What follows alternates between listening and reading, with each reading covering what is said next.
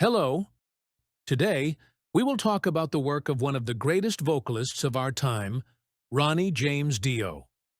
Our channel already has a lot of material about him, but today we will focus on a special aspect of his career, his involvement in lesser-known or less popular projects.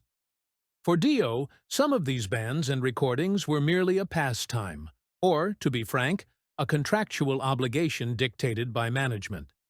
At times, it was simply a matter of personal affection, which is natural for anyone, especially an artist like Ronnie James Dio.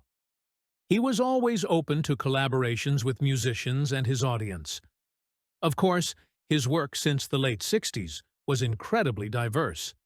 We previously covered this in our video about Roger Glover and mentioned his participation in amazing bands like Elf, as well as his solo projects.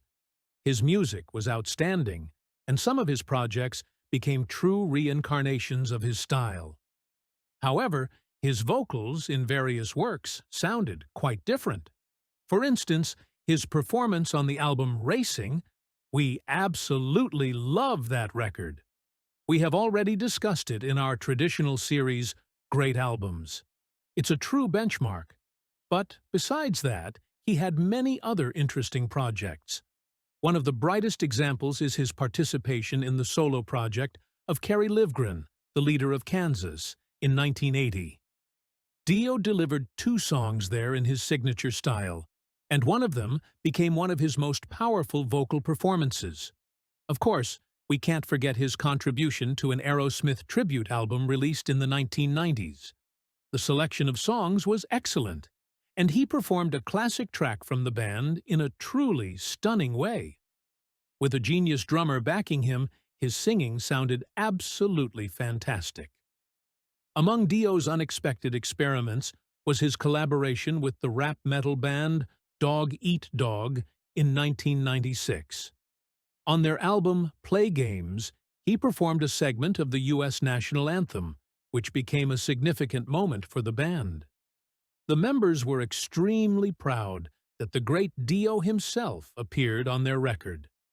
A similar situation happened with an Australian band in 1983, which was trying to break into the Californian music scene.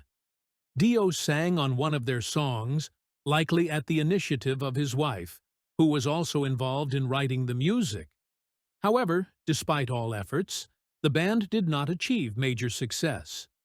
Beyond this, Dio took part in significant charity projects.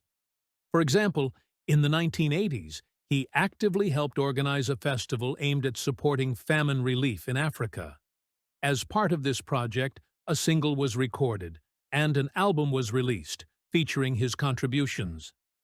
Another notable project was his participation in the 1997 album of Japanese drummer Munetaka Higuchi. This was an anti-war project in which Dio performed vocal parts.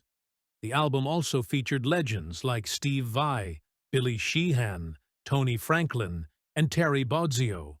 The Japanese drummer assembled an incredible lineup of musicians, making this album a real discovery. In the 2000s, Dio also had several interesting collaborations. In 2008, he recorded a song for an album where the guitar parts were played by a renowned musician. His powerful, energetic vocals gave the track a unique feel.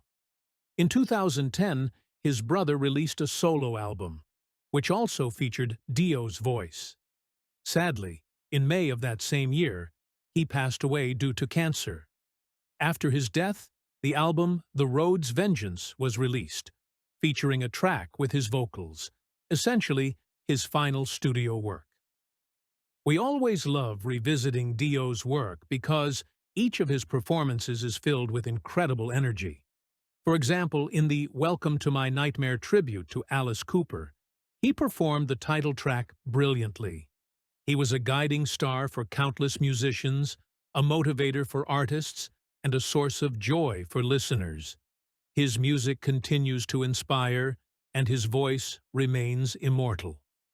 Discover rock classics and enjoy the music of the great Ronnie James Dio. Stay healthy.